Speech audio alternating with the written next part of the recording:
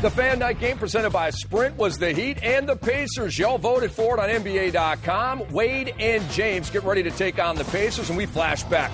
February 15th, 2011, Fan Night game. Wade to James, a full-court alley-oop pass. Let's see what Dwayne Wade's arm. That's not bad. Look at the catch by the huge tight end, LeBron James. Touchdown Heat. Touchdown Heat. Chris Bosh to Dwayne Wade. He rocks the rim. Miami up 23-9. And Smitty, as if the scoreboard weren't bad enough for the Pacers, their leader, Danny Granger, goes out of the game with a left ankle injury. He would not return. You know, it is bad when he doesn't return because usually he comes back and he plays through a lot of injuries. And this is the Heat when they're at their best. Getting out and running. The miss by Dwayne Wade tips it in.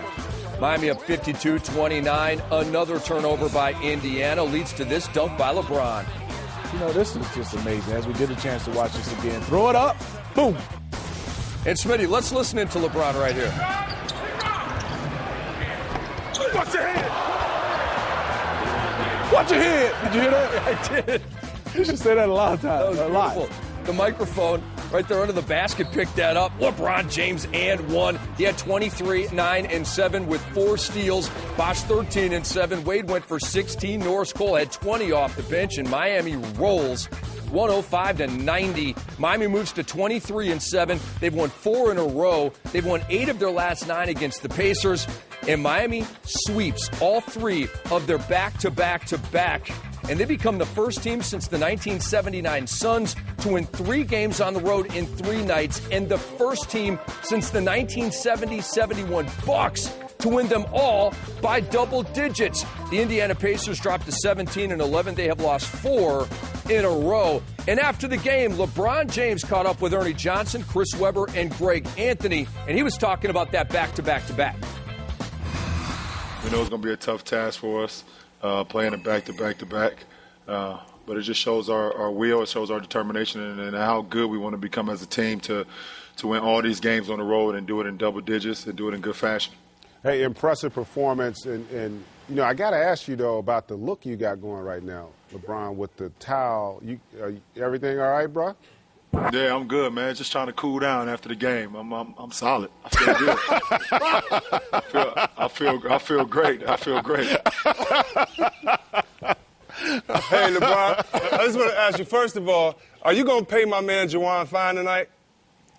Hey, of course, man. That's my man right there. He take care of all of us on and off the court. So, you know, I'll make sure that it ain't going to come out of his check. No, I hear you. And I just want to ask you, LeBron, man, seriously, we talk about how you guys are the fastest team in the league. I have you for Defensive Player of the Year, even though, you know, you have a great guy like a Dwight Howard, those type of things. Talk a little bit about your defensive mentality, and then when you guys get a steal, do y'all hear a gun go off? Because everybody's like, pew! It just goes like, what's going on, man? Well, I mean, see, Webb, for me, I take just as much pride on the defensive end as I do on the offensive end. Against my individual matchup, I always want to key in on him. And I feel like if I can, you know, just try to key in on my matchup and take one score out of the game, then it's going to help us out a lot more. And, you know, just like you said it, when we get a stop, or we get a steal or something like that, man, it's off to the races. And it's not many teams that can get from end to end like we can. Hey, LeBron, before you sat down to do this, we were updating the folks on what was going on in Toronto. The Knicks won again tonight. Jeremy Lin hit the game winner at the gun. What has been your take on what you've seen from a distance? I know you guys have got New York the last game before the All-Star break. What's your take on what you've seen from this kid, Jeremy Lin? He's playing good basketball, you know, the best thing that ever happened to him is him being in that system with Coach D'Antoni.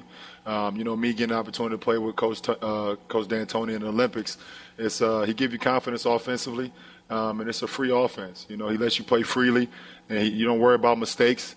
You just worry about just going to play basketball and just, you know, showing your ability. So, you know, he's thriving in that system, you know, and he's playing some good ball. So, you know, good for him.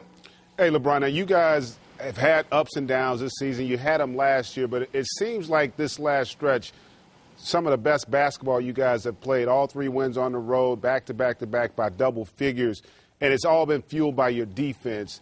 Is that something you guys are emphasizing more, or is the chemistry getting better on that end of the floor? Well, I mean, that's what we talk about. You know, defense is that's our staple. and we know we're going to have to defend. And in order to defend, we got to trust, we got to communicate, and we got to help each other. And we did that the last few games, and it's resulted in us getting some wins. I have a question that has nothing to do with basketball, but your mind state before the game. What did you listen to in your headphones before you went out on the court? What did I have? I had a little bit of Jay-Z on, man, before I went out on the court today. Just trying to, went all the way back to some Reasonable Doubt. Put me back in that mind frame. Okay, I knew it must have been something because you helped me out. You was looking serious today. I just want to know what you had in that iPod. Real serious mentality today, man. Because this was an important game. We didn't want to come out here and try to make an excuse for ourselves, saying it was a back-to-back game, and this team had 2 days off before seeing us. So, I had that mindset from the jump. Okay, last thing here, man. I got to ask this, man. Okay, have you? A couple weeks ago, Charles kind of started an initiative on our show on TNT. He and Kenny, and Shaq, for that matter, think that you should, as they say, come home. Okay? They think that you should join them. Don't fall for it. And the guys, they think that you need to lose. And that's why when we saw you covered up, maybe you're doing that. And I had some fun with you. I had some fun with you the other night too. Let them see the waves, bro. Let them see it, man. Show the waves, man. I'm here. Have you ever? Have you considered their opinion? And are you thinking about it at all? Set the record straight, and then we can drop it forever. No, absolutely not, man. I'm here, and come on home is for Shaq, it's for Kenny, it's for Charles. To look at those 3 bald-head stooges in the studio. They mad they don't have any options, man. That's all. They ain't got no options like you. So we say that for the 3 stooges, man. They mad because you got more hair than them too, Ernie. So don't get involved in that. There are some nice guys who are bald now. Don't let I have a feeling I'll be coming home before you do. So, hey, thanks a lot for hanging out, man. And we'll see you in Orlando for All-Star. Hey, Ernie, Chris, man, Greg, man, it's nice talking to y'all. I'll talk to y'all soon. LeBron James and the Heat are rolling in their last 4. They're scoring 108. They're giving up barely over 90. They're holding their opponents to less than 40% shooting. Smitty, are they the best team in the NBA right now? I think they're one of the top 3. But I think what they are is the scariest because the potential is still there for them to get better. You start talking about some of those pieces like Eddie Curry. If he can get into the mix, they have a low post score. But defensively, what they did tonight against the Pacers was unreal. They were all over the place. They even went to a small lineup with LeBron James and Shane Battier playing some 4. This team defensively can get after you and get stops, and that's what I think they have to hang their hat on. We all know they can score and get out in the open court. It's going to come down to execution in the fourth quarter when the game slows down.